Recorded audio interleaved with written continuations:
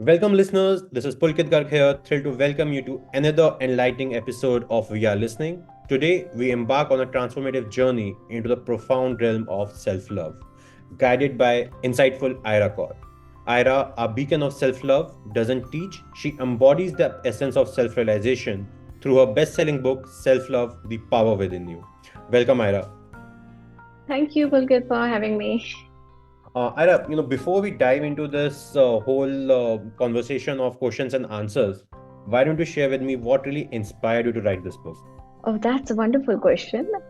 So, what inspired me to write this book was from a long time, people were telling me, oh, you are so self love, you do self love all about yourself and everything. And I have been helping people and guiding people that how they can actually help themselves to bring a better life or be a good version of yourself. And that made me realize that there are so many people who wants a bit of a guided information and experience information in a very simplistic way so that they can start working on it. So after teaching so many students, everybody motivated me to please write it down. So I like, okay, let's do it finally. And the key element of writing this book, who helped me, who supported me big time, was a mirror. Wow. So actually, when I had to write, I was writing, I was like feeling that what should I write about now?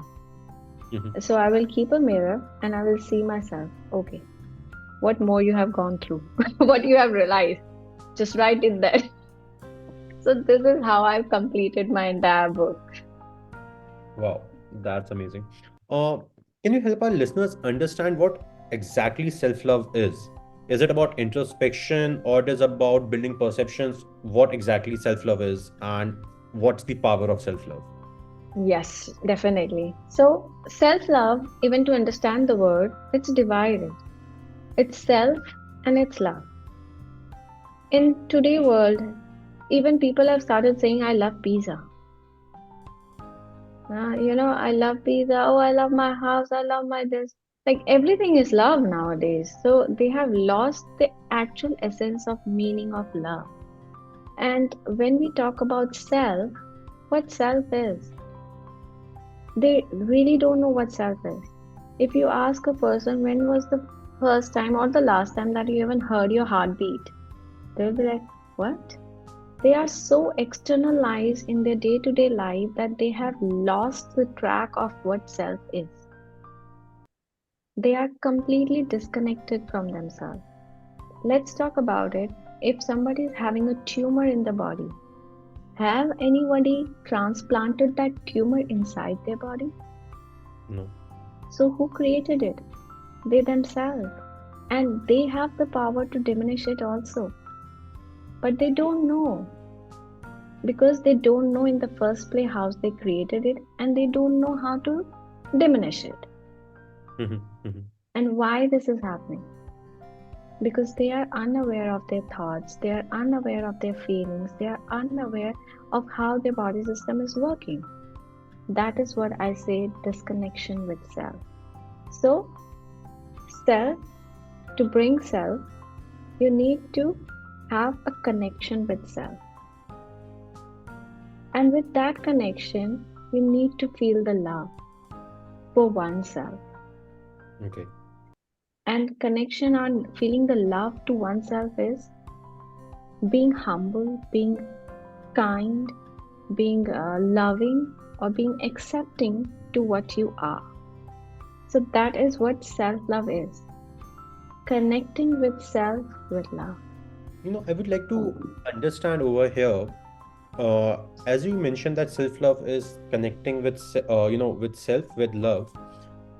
How do we actually differentiate it between self-love and procrastination, or just, us as an individual finding a way out and calling it self-love? How do we really differentiate the two different aspects of things? I will say there are different equation towards it also. Self love versus selfishness, self love versus narcissist. I can differentiate it very well because I come from a personality of narcissist. Okay. Yeah. So what narcissist and self-love is like very thin line. In self-love, you think of winning self and winning the other person also. Because in self-love, you don't find yourself as an individualistic. It's like you are what you are from inside and what is outside is the same. But in selfish or narcissist or procrastination of thought process, that will say outside is someone else. You are someone else. I give you an example of micro to macro and macro to micro. The world that you live in is full of organisms, different beings. But when they run in harmony, Yeah. the earth goes on for a longer duration of life, Yes. right? But when they come in disharmony, what happens? Destruction. Destruction, fall apart quickly. Same with the human body.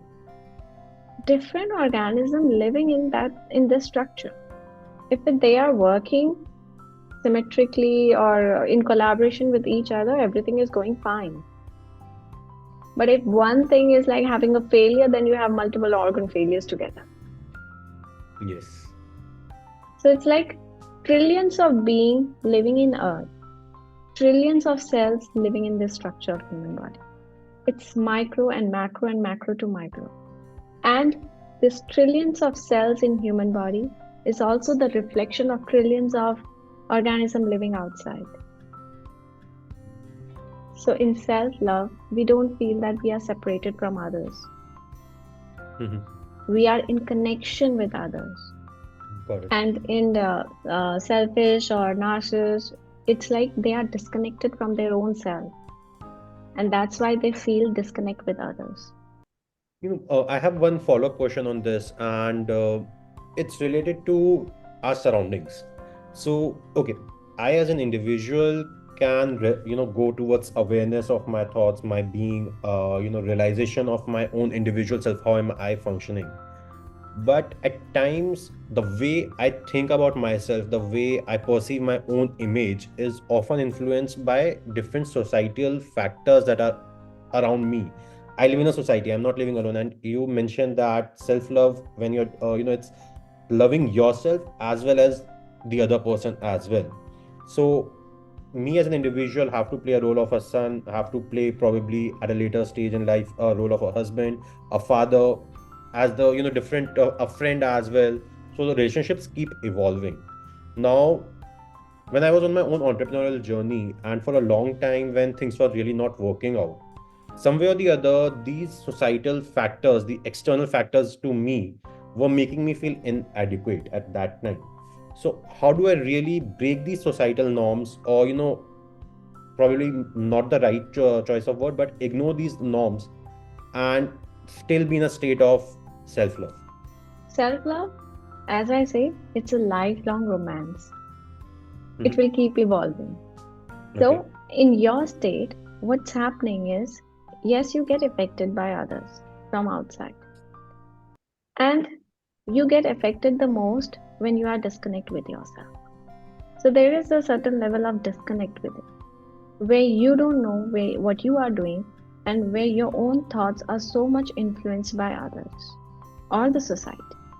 That's why where we start working and developing ourselves, it's like knowing yourself, knowing what really you like actually, Mhm. Mhm. discovering. Like, for example, I tell in my session, I always ask people, where is the place or who is the person with that place where you visit, you feel that I'm at peace. And they keep thinking so much and they say, like, I can't find it. Or somebody said, yeah, I find it near the ocean. I find it in temple. I find it in the park. All right. Now my second question is, how many times a day or how many times in a week or month, whatever, you visit that place where it actually makes you peaceful? And they don't have a word. They know that this place makes them peaceful, but they are not visiting that place. They are visiting other things in their life which they are giving them so priority. Mhm. But what makes them peaceful is not priority to them. That's the disconnect. Yeah.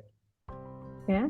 So, for example, I have also been into entrepreneurial journey where I started from something and then in between everything went zero and then I restarted everything and rebuild up everything. So I need to search myself, where is my peaceful place? Where is the person where I go to I feel alive? Where is those things in my life which actually makes me happy? Mhm. Mhm.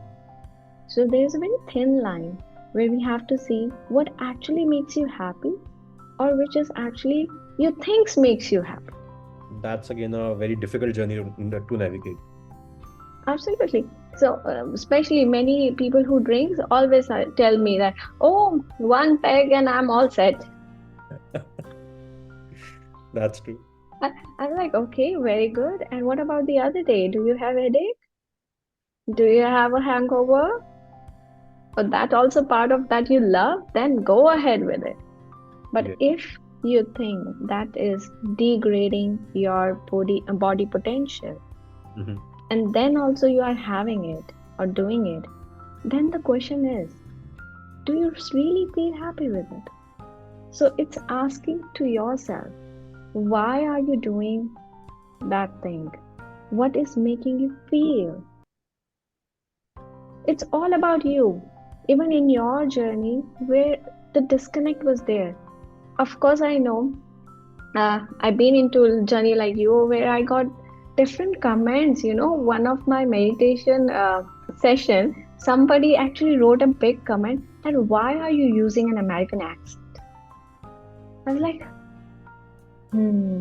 okay, got it. I actually recently came from US because my sister stays there, and it's just like you grab from the society, Yes. and people are just commenting. You have a pullback time at that time. That why? Yeah. But at that time, you need to realize that comments of other don't make you or break you. It's your own thoughts that makes you or breaks you. I totally, agree and align with this. But what often happens as an individual, the society often attaches our self-worth with external achievements. The car you're driving, the dress you're wearing, the phone you're carrying, and living in Delhi NCR, I have observed and experienced this multiple times. If I'm getting down from an I-20 or getting down from a BMW, the difference is totally visible on the faces of the guards or the valet out there. And just leave those people. You even are going for a client meeting. Depending on the phone you're keeping on the table, the way your client is interacting with you, or the place you're calling that client for a meeting, it completely changes. So how do you really break free from this constant pursuit of perfection and pleasing the external world and finding that self-worth within? And that is very true that people perception is like this. And in the same thing, we need to also realize that people who are in those categories who actually have that wealth, how they are living. When a person who have like gone to that level of wealth nowadays, especially, I've talked to so many people, and they will be like, we don't wear anything which will show any brand. We go to basic. Mm-hmm. We don't want to show any brand on ourselves. Why they are doing that? Because they realize that forming the society norm of wearing brands or showing it off is no worth. It's just losing a big hole on your pocket. That's true. That's true. You can get a better quality and multiple items in a lesser price also. Yeah. Yeah. And even if you see, when you visit five-star hotels, or even you will see the people who are actually rich, Mm-hmm. right? They don't even care what they are coming in the breakfast time, like what they are wearing at the breakfast time. Yes. It's just a sneaker and just a t-shirt. But people who want to show off, they are coming all decked up. Yeah, yeah, So that tells the internal perception of the person, and that is again that disconnect with self. so true. So everything that you will talk about, it will come back to the same thing. How much you are connected with yourself and how much you are working with the person is you are that person is feeling more connected with themselves while talking to you or feeling more disconnect with themselves while talking to you. So yes, I will say initial level you will get affected by the environment, but this is how you will make yourself. This is how you will realize that it's affecting you, and then you can start working on it. Your book, the self-love, the power within you, also emphasizes the connection between self-love and personal transformation. So, can you help us understand this through a personal anecdote or story, in your journey? Absolutely. So there are multiple stories behind it, that how the transformation happened. But one story where the transformation word came into my life, I'll share that. Sure. So it was in my college days, and that time, I was a highly egoistic and arrogant person, and I used to feel that everybody is like, fine, I'm the best. It was my birthday, Okay. and I had given a party, and all my friends were there. We enjoyed, and we came back. Mm-hmm. So basically, what happened was I came back, and when I reached home, I called my friend and asked, like, "Where are you?" And I can hear like the party still happening. Okay. And at that moment, I asked, like, "You still partying?" And she said, like, "Why didn't you call me?" She said, like, first she, made a circle around it, and then finally she said that nobody was interested in getting you there. I was like sitting at my home, nobody was there. I shattered inside, and I felt, what's wrong? Is there something wrong with me that makes other people feel uncomfortable? That was the moment, first time in my life, I realized that I can improve, and there are certain changes that I have to make in my life because I wanted people to love me. That was the moment when I realized that maybe the character or the things that I'm showing outside or I'm doing outside is not up to that mark or my better version. Maybe there are things I don't know what it is right now, but I want to go into my self journey of transformation. That just left me speechless. Just trying to articulate my thoughts around this. So a lot of teenagers also go through this feeling of being unwanted. They want that love. Earlier we used to live in joint families, so that attention and time was given by grandparents or other members of the family of a joint family. But given today's culture of nuclear families where both parents are working to have the both the ends meet, it's not that they're working out of choice at times, yes, but it's also because of the pressure of the expenses of living in the metro city. How can a teenager, there are two parts to this question. One, how can a teenager really navigate this path? And how can parents really give that teenager a benefit of doubt and look beyond the frustration or irritation or the tantrums that the teenager is throwing and really understand the actual things or feelings that the teenager is going through? So how are these two things can be navigated as part of the self-love? Yes, Pulkit, in this, I will definitely tell you about one thing. Teenagers and the children which are being born these days, these are 5G already. That's true. They know so much. Like even our eyes are like open and like, wow, oh man, what did she said just now? Totally agree. Totally agree on that. They are very decision makers. They are not like us. We used to consult other people so quickly and easily. They are decision makers and they are very clear about what they want and what they don't want. And in this, you know, that's how, like, the work that you are doing is amazing so that more people can come in and hear about these things. The teenager needs to have an exposure of this world of understanding in a way that is development for them from their parents, from the culture, from the society, from everywhere. Then only they will have that exposure. Otherwise, they will have the exposure of free access, which is TV or the internet, and where they will have their own research and search, and that will navigate to a different path. Yep. So, connection, giving exposure is very important these days. Agree. I will say, whosoever listening, especially if it's a very investor, invest on this Aanya Wellness, because this is has the work to go ahead. Thanks a lot. Because this is the awareness that we need to go to, like, more and more people so that they know what they're really looking for in their life. Yep. What about the parents in this? How can, parents really, with the busy schedules and lives, how can they really give that connection to the child? See, Pulkit, I will tell you in this because I have observed many people in this field.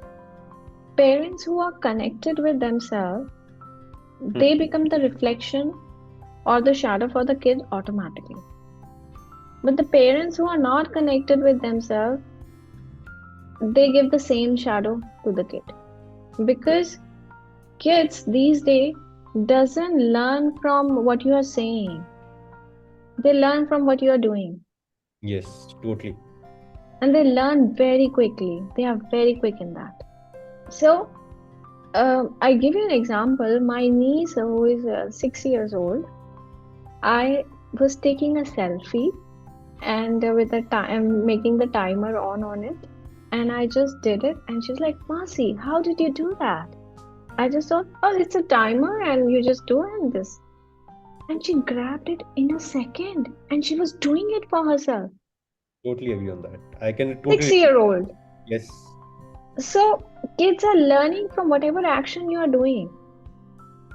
That's why it is very important for every individual or the parents to bring those good actions in their life so that the kid will learn the same thing. If you are coming home yelling around the surrounding, the kid will yell at you in no time because he's learning that from you. Yep. If you're coming home, you're drinking with your friend, the kid will surely do that in some time. And even he will ask you, "Why don't you give me a drink to me also?" Yes. If the kids see you disrespecting your parents, the kid will do the same to you. When that, the father will say, "Why, how dare you said this to your father?" And the kid will say, "You also said this to your father."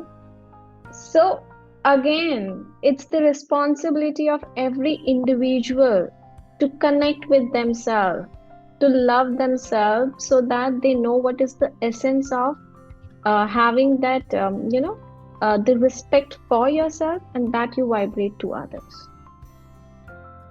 Amazing. So Aaira, we would love to wrap up this episode because there's so many more questions, that are coming in my mind. I have to hold myself back on this. But just one last question. Sure. Could you share some tips for self-love for entrepreneurs, leaders, and change makers who are mostly alone and lonely in their journey? How can they practice and connect better with themselves? Absolutely. I will love this question. So I said that there is a 5-step method to work on any situation. Okay. First step is accept yourself or accept the situation. Accept the situation as it is. Now you need to let go of the feelings of it, because the accepting the situation is difficult because you have so many feelings attached to it. That's true. Right?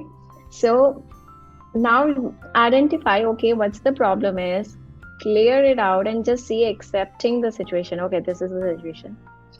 I'm digesting it. Yeah. Second step, appreciate the situation. Okay. Now, for many people, like, what? How will I appreciate this disaster? Just the same way you have said it, appreciate the disaster. How well it can go bad. Like, I can just imagine how worse situation can happen with me only. Such an amazing thing. You know what? When you appreciate something, your emotion get released.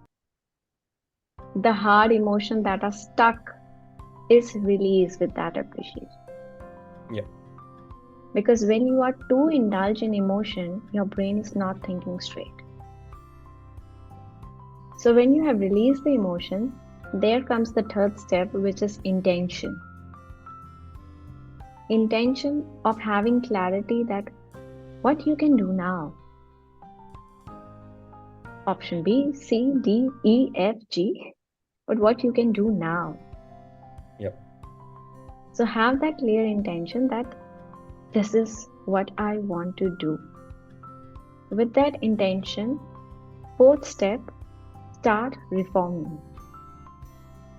Okay. Start making changes with that intention. Collect the resources whichever you need and start making reformation in every step. Mm-hmm. Reform yourself. Reform the situation, reform yourself. Okay. And the last fifth step is adore yourself. Because only you who have done it and can do it. It's only you.